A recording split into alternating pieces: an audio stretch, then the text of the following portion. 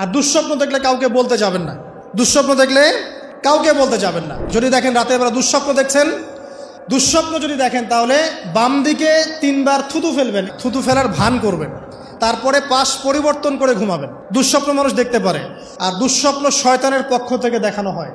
আর যদি আপনি পবিত্র অবস্থায় ওযু করে ঘুমান, আমলগুলো করে ঘুমান, দরুদ শরীফ পড়তে পড়তে ঘুমিয়ে যান, বা আল্লাহুম্মা বিইসমিকা আমুতু ওয়া আহইয়া পড়ে আল্লাহ জিকির করতে করতে ঘুমিয়ে যান, আপনি আল্লাহর হুকুমে সত্য স্বপ্নও দেখতে পারেন।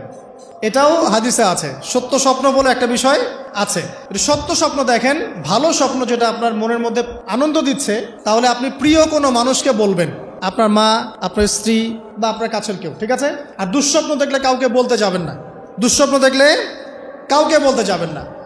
যদি দুঃস্বপ্ন দেখেন, উঠে 2 রাকাত নফল নামাজ পড়ে আল্লাহর কাছে দোয়া করবেন, আল্লাহ এই স্বপ্ন আমি দেখেছি, এর অনিষ্ট থেকে আল্লাহ তুমি আমাকে বাঁচাও। প্রয়োজনে একটু সাদাকা করবেন। আর দান সদকা তো এখন মানুষ কমিয়ে দিয়েছে নাকি? মানুষ সমিতিতে টাকা ঢালতে প্রস্তুত, আল্লাহর পথে দান করতে চায় না। তো এদের সম্পদে কোনো বরকত হবে না ইনশাআল্লাহ। যত বেশি আল্লাহর পথে দান করবেন, সম্পদ বাড়বে ইনশাআল্লাহ। তো এখন কিছু মানুষ বলবে যে ধর্ম ব্যবসা শুরু করলো মনে হয়। হ্যাঁ, এটা তো ধর্ম ব্যবসায়ী, আপনার সমস্যা কি? ধর্মের মধ্যেই তো ব্যবসা আছে। ব্যবসা করলে ধর্মকেন্দ্রিকই করতে হবে। ব্যবসা যদি কেউ করতে চায়, তাকে ধর্ম মেনেই করতে হবে। অমুসলিম হলে সে আলাদা বিষয়। কোনো মুসলমান যদি ব্যবসা করতে চায়, তাকে ধর্ম মেনেই ব্যবসা করতে হবে। কি করতে হবে? মাপে কম দেওয়া যাবে না, সিন্ডিকেট করা যাবে না, তাই না? মাল মজুত করে বেশি দামে বিক্রি করা যাবে না। আছে না এগুলো নিয়ম? আছে না? আছে। যখন সমাজে একটা রেট চলছে, দাম চলছে, নিজে ইচ্ছা করে দাম বাড়িয়ে দেওয়া যাবে? যাবে না। তো যদি ব্যবসা আপনি করতেই চান, তাহলে তো আপনাকে ধর্ম মেনেই করতে হবে। তো সমস্যা কোথায়?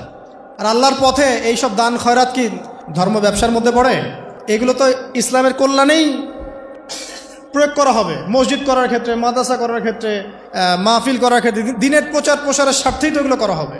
তো দিনকে কেন্দ্র করে, দিনকে এগিয়ে নেওয়ার জন্য যদি দান সদকাও ব্যবসা হয়ে যায়, তাহলে দুনিয়া এগিয়ে নেওয়ার জন্য আপনারা যা করছেন, এটা তো দুনিয়া ব্যবসা, তাই না? একটা পলিটিক্যাল দলকে ক্ষমতায় নিয়ে যাওয়ার জন্য যা করছে, এটা তো পলিটিক্যাল ব্যবসা। একটা আদর্শ দর্শন সমাজে প্রতিষ্ঠার জন্য যা করছে, এটা তো আদর্শিক ব্যবসা হচ্ছে। তাহলে জায়নিজম প্রতিষ্ঠা করতে যাচ্ছেন, তো এটা জায়নিজম ব্যবসা হচ্ছে। কমিউনিজম প্রতিষ্ঠা করতে, এটা কমিউনিজম ব্যবসা হচ্ছে। মানে সব তো ব্যবসা হচ্ছেই। তাহলে শুধু ধর্মের দিকে চোখ দেন কেন? আশ্চর্য ব্যাপার। তো ধর্মের বিষয়ে তো মানুষ সৎকা করবেই। দান সৎকা না করলে মানুষের সম্পদ বাড়বে কিভাবে? যাকাত, দান সৎকা এগুলো ইসলামের অংশ। আল্লাহ পাক আমাদেরকে বেশি বেশি দান সৎকা করার তৌফিক দান করুন। তারপরে চলে আসেন, এইভাবে রাতে আমলগুলো গুছিয়ে শেষ রাত্রে ওঠার চেষ্টা করে। আমি যে বললাম, রাতটাকে এনজয় করার জন্য আল্লাহ পাক বলেছেন, একদম শেষ রাত্রে আল্লাহ পাক ওঠার তৌফিক সবাইকে দান করুন। আমাকে, আপনাদের সবাইকে দান করুন। আমি শেষ রাত বলতে কোনটা? রাতকে 3 ভাগে ভাগ করতে হবে। কয় ভাগে? একদম শেষের অংশ। মনে করেন যে 1টা থেকে 4টা বা 5টা বা 1:30 থেকে 5টা, এই যে অংশটা আছে না, এটা হচ্ছে শেষের অংশ। এই অংশটা এত বেশি মূল্যবান। এই সময় মানুষ ঘুম থেকে উঠে যে দোয়া করে, লা ইলাহা ইল্লাল্লাহ ওয়াহদাহু লা শারীকা লাহু লাহুল মুলকু ওয়া লাহুল হামদ ওয়া হুয়া আলা কুল্লি শাইইন কাদির। এরপরে বলে সুবহানাল্লাহ, আলহামদুলিল্লাহ, ওয়া লা ইলাহা ইল্লাল্লাহ, ওয়াল্লাহু আকবার, লা হাওলা ওয়া লা কুওয়াতা ইল্লা বিল্লাহ, আল্লাহুম্মা গফিরলি। এরপরে হাত তুলে দোয়া করলে যা চাবেন তাই পাবেন।